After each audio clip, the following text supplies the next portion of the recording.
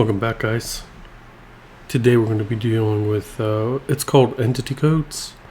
You've seen me use it before. One example that I have, I'll show you, is in the footer.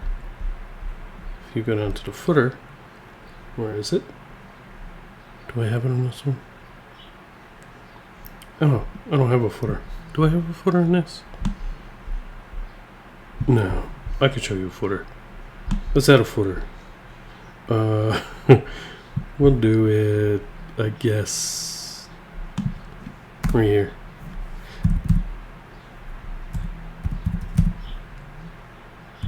Okay. And then, oh, we don't need it there. We need it here. So in the footer, I would be like end copy, and then what do you call it? Semicolon. And then I could put 2026. I don't usually hard code it, but for this instance we can do that. And then I learned that there is actually where is it? Common. Is it a common? Yes, right here. These little vertical bar, so I can do that too. I didn't know I could do that, which I think is kind of cool. And ampersand pound symbol, and then I could do we'll just say Jesus wiki. Okay, and then another vertical bar, right? I'll show you what it looks like when we're down here. And then I could just put all rights reserved with a couple exclamation points. And then if I come back over here and then refresh it and come back down here, hopefully you can see that, right? It's working. I'll highlight it. And so basically what these do is these are there's reserved symbols. Like, I'll give you one example. Let me come back up top here. It's probably a little hard to see. Where is my H1? I'm gonna do it on H1 even though it's gonna look silly. Where's my H1? Right here. So there's reserved symbols in HTML, and the left what do you call it? Oh my goodness, we'll just say the less than symbol as well as the greater than symbol are reserved, and if you try to use them like as they are, it's going to cause problems in your code. You have to use entities, and I'll show you what those look like in entities. It looks like this, right?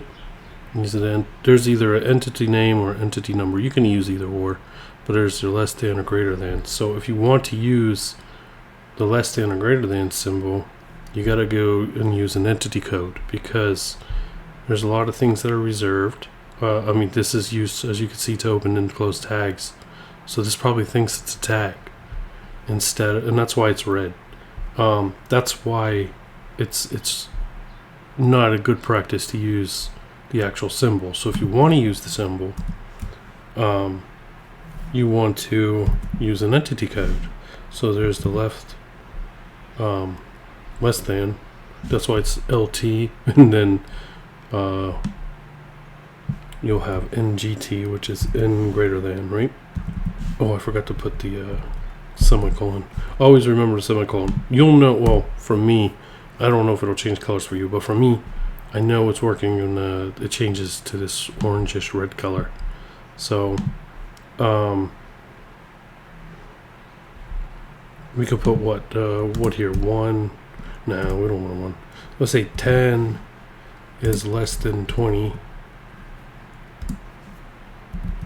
but it's greater than 15, right? So if we come back over here and refresh, And go all the way back up top. And then we got that. See? 10 is less than 20, but 20 is greater than 15. And so we use the entity codes to demonstrate that. Now, you can explore yourself if you want to. There's a lot of different things or different symbols in here, entity codes that you can use. I mean, if you want to just, you can throw, you want a dollar symbol. So hang on a second. N ampersand. I keep saying ampersand. Hashtag. Oh no, sorry, hit the wrong one. 36. Right? And just keep repeating that, and you'll get the dollar symbol, as you guys can see. 36, and then always remember to semicolon it, because if you forget, then it's not going to work. I'm talking to myself though, more than you guys. I'm going to forget. But anyway, so now it's $10 is less than $20, and then $20 is greater than $15, as you guys can see, right? There's more in the miscellaneous too. He threw down the spade, and what was the other one he threw down? The heart, I think. So I'll let you guys see that. I mean, it's nothing spectacular. So we just put N spades.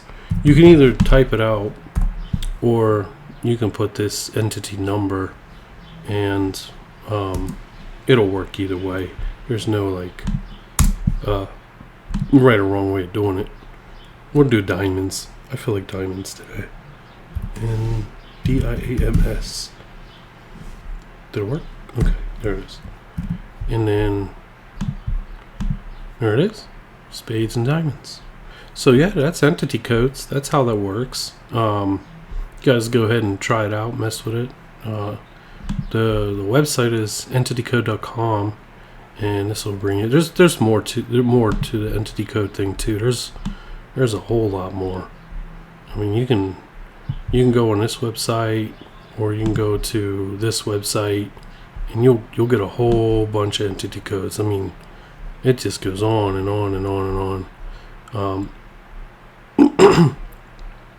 And sometimes when you go into Bootstrap, one last thing, I'll show you this too. But I guess I know how to spell Bootstrap, right? You go to Bootstrap, and then you click on icons. Where are we at? Icons. You come down here, and let's just hit one. Let's just go into that, right? And then you can come in here, and it gives you the entity code. There's the Unicode, there's the CSS, there's JavaScript, and then there's the HTML entity codes. So even if you do go into Bootstrap, you have all the codes there too.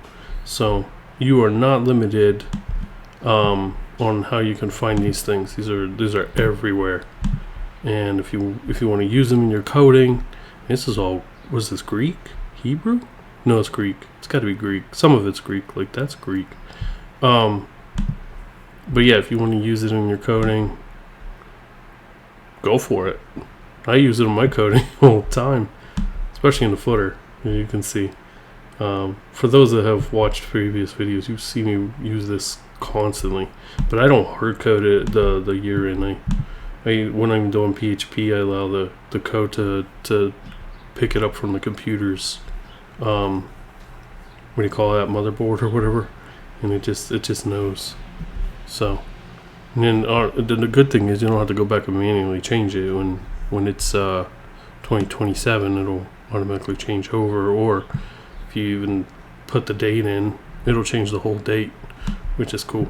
But anyway, that's entity codes. Hope you guys liked the video. Please like and subscribe. See you on the next one. Bye.